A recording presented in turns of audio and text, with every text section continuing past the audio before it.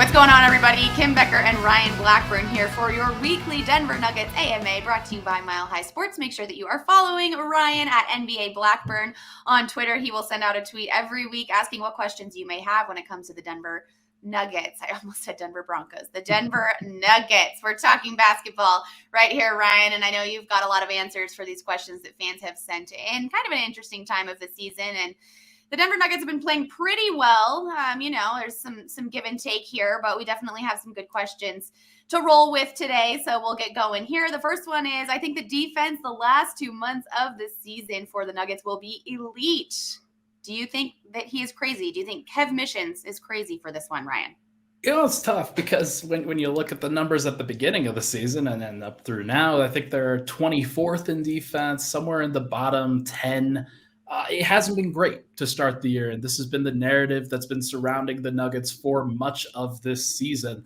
I have to imagine that the defense will improve as the season goes along. It's already starting to, right? Like it was 28th. It was at a really pretty ugly spot over the course of before these last couple weeks. And then Denver's kind of recovered a little bit. Last game notwithstanding, on a second night of a back-to-back when you're down a whole bunch of players. But I think that Denver, they finally started figuring out, hey, this is how we're supposed to win. This is how we're supposed to do it. I don't think 6th is crazy. I just think it's unlikely. Reason being is that Denver, in those last couple months of the season, as Kev Missions is talking about here, the hope is that they don't have to try that hard at that point, that they can get ready for the playoffs, that they are more focused on development of schemes and like making sure certain players are good to go, as opposed to just flat out winning games. So hopefully Denver's in that position. If they're not, then they may have to try hard on defense for that remaining period of time. Okay, yeah, that's definitely the hope, that they don't have to worry about it so much. But we'll keep going here. We've got another one. Will the Nuggets ever have a healthy lineup? Obviously, we know you can't answer this one black and white here, but starters and the bench, do you think that they'll ever have a healthy lineup for 5 games in a row at any point before the postseason? Yeah, I'll just objectively say probably not. Okay. Probably not. That's how the NBA works at this point. There is a lot of recovery period that is throughout a long 6-month season that the NBA has to go through. And then you get to the playoffs, which is where Denver's really shooting for. Jeff Green just went out last week with a tough injury to his hand. He fractured that hand. He's going to be out for the next few weeks here. And then Jamal Murray, he's always going to be dealing with that knee injury management after coming back from that ACL surgery. When you come back from it at this point, usually second night of a back-to-back or back-to-backs in general, just out of the question. You don't want to put those guys in a tough spot because when Denver's trying to build his body back up and get him ready for the playoffs, you don't want to tire him out and grind him down before he gets to that point. And then what we saw over the course of this last game without Aaron Gordon, without Bruce Brown, those are just normal nicks and bruises. That's a tough thing for every team to deal with, but it's not really, I think, unique to Denver's situation. The Michael Porter situation, that one's a little bit tougher. That one, you're not necessarily sure how healthy he's going to be for the rest of the season, but he's healthy now, and as long as Denver keeps managing him and not overplaying him for the rest of the regular season, I think there will be a stretch of time in the playoffs where the Nuggets are entirely healthy, or at least as close as they're ever going to get. And I mean, this is a good question just to hear what you think objectively, but there's no need to worry too far in the future right now. We have no idea what will happen. You never know, the things that might transpire here. So we're focusing on what's going on right now with the team and what they can do to make sure that they are well set up for an efficient run here the next few months for sure. But we've got another one from Denver Nuggets fan. I love it. Just simple, straightforward Denver Nuggets fan. We love it. How many teams as Celts last year, is that Celtics starting slowly and learn how to be a championship level team? How many run the table beginning to end? Yeah, so I thought this was an interesting question because I think the Nuggets are one of those teams that's really like they're still playing pretty well. They're 22-12 right now. Pretty strong record at the beginning of the year. Not as strong as it probably could be, but they've still done reasonably well. There have been a couple of teams these last few years that have like the Celtics last season started off the season poorly, and it took them plenty of time to get into the swing of things. But once they did, they were destroying worlds. They were very, very good up until the NBA Finals last year, where a team that had taken it seriously and been successful for the entire time, the Golden State Warriors, actually won the title. So I went back through the last 8 years. I came up with 11 of the 16 finals teams, so more than half were great throughout. They were teams that were very consistent. You knew exactly what you were going to get with them. Occasionally they had a letdown spot here or there, but most of the time they won early and they won often. The other 5 teams, the Celtics last year, the Bucks, who won the championship the year before, the Heat in the bubble, the 2018 Cavs and the 2015 Cavs, 2 LeBron James teams, those were teams that I think kind of built towards it, weren't necessarily at their best at the beginning of the season, but then were playing great basketball by the end. I think it's better for Denver if they establish it early on, which is mostly what they've done. They lollygag through some defense over the course of the first 20 games or so, but they've won and they've found ways to win and been consistent with that over the course of these first 33 games. I think they're on track, if they continue playing like this, to join that latter or that former group where you've got 11 of those 16 teams. That's a good place for them to be.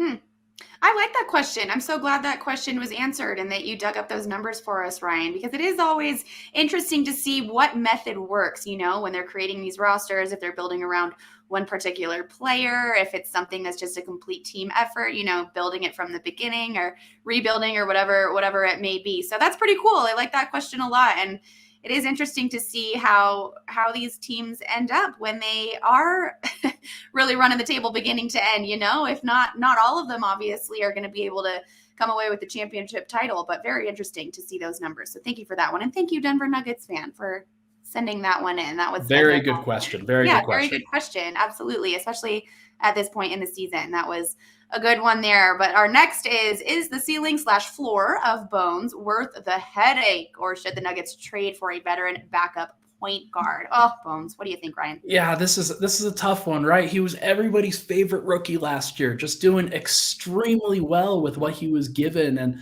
Denver at last year's point, their bench was horrible. And then they started trusting Bones more and more. It took a little bit of time. They added Boogie Cousins into the fold. And that sort of helped stabilize things a little bit, as stable as it was ever going to get.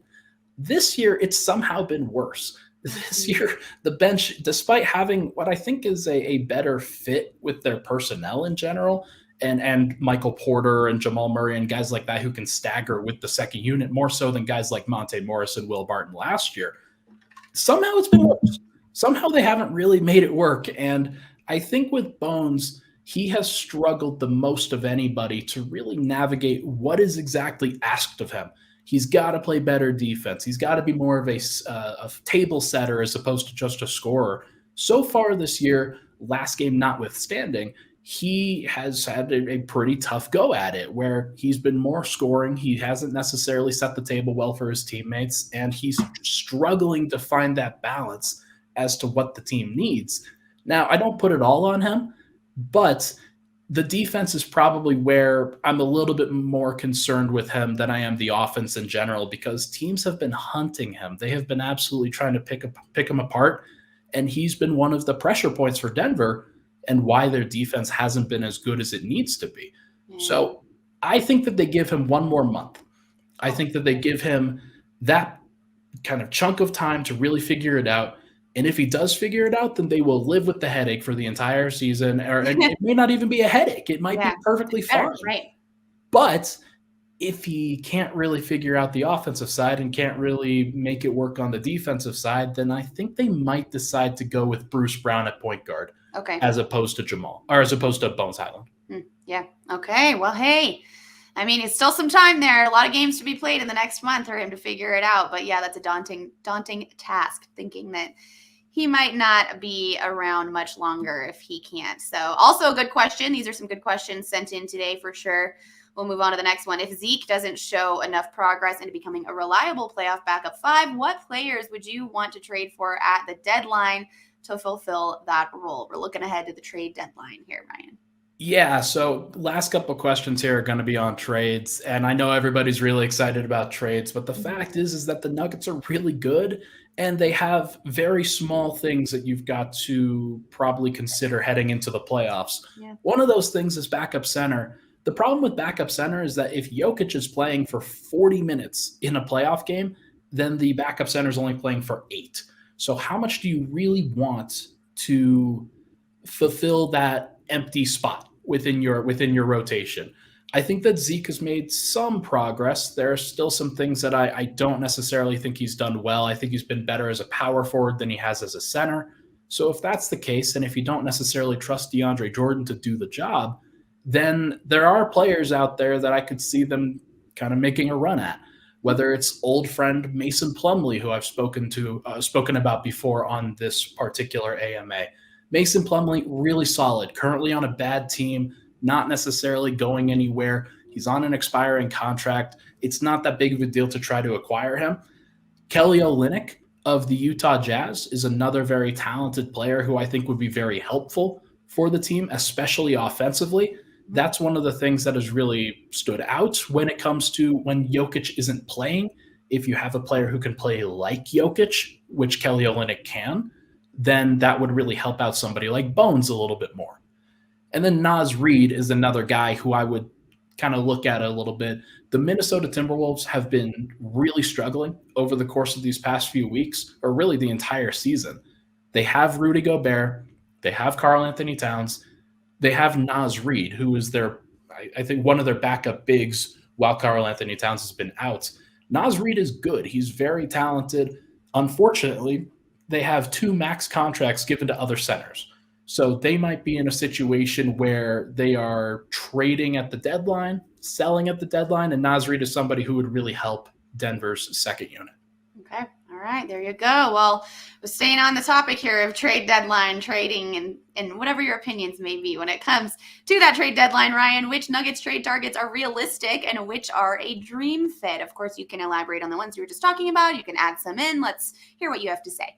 Yeah, so I think I'm going to mostly stay away from the centers because there was a report that came out from Sam Amick of The Athletic who basically said Denver is looking to solidify their bench a little bit. They're looking to target bigger wings, forwards, guys who can help their defense. They're trying to get bigger on the perimeter, which not really surprising. They have a lot of small lineups that they've been playing that haven't been successful yet. So if they get bigger, get a little bit more defensive, that makes sense to me. I think Plumlee is one of those realistic targets as a center, probably more realistic than the other 2 that I named. Thaddeus Young of the Raptors is a realistic fit. He's been playing mostly backup center for the Raptors, and they've been underwhelming to start this year. Thaddeus Young makes sense as kind of a buy low target for Denver. Derrick Jones Jr. of the Chicago Bulls, very realistic, not necessarily a big, massive upgrade, but he's 6'5", is a kind of a bigger 2-guard, 3-guard who rolls to the rim pretty hard. He might be somebody that Denver tries to go after. They've always been linked to him before. Those guys would be fine. I'm not sure how much they'd help Denver in a playoff series. Maybe they would, maybe they won't. But the 3 guys that I'm going to say next could actually help Denver. Dream targets. Jared Vanderbilt of the Utah Jazz. Another big man, kind of like Kelly Olynyk, but completely inverse to what he does. Kelly Olynyk would help the Nuggets offensively. Jared Vanderbilt would help the Nuggets defensively. Big, athletic, switchable defender, high energy guy, somebody that the Nuggets could really use for his energy.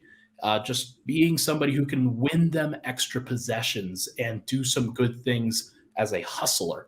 That's something that this Nuggets team probably lacks right now. Chris Boucher, another guy from the Toronto Raptors, very similar physical build to Jared Vanderbilt of the Utah Jazz.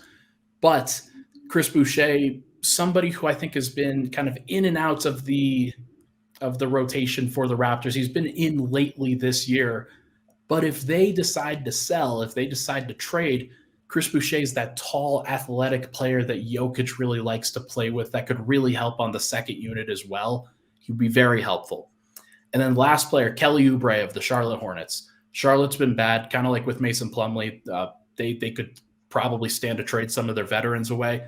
I don't think that this one happens because I think other teams would be very interested in a Kelly Oubre. However, he would be one of those players that I think raises up the competence level of what Denver's looking for with their second unit. He wouldn't start, but he would be a capable replacement if Michael Porter went down. He wouldn't be a shooting guard or a small forward or a power forward. He would be all of the above. He'd just be a wing in general.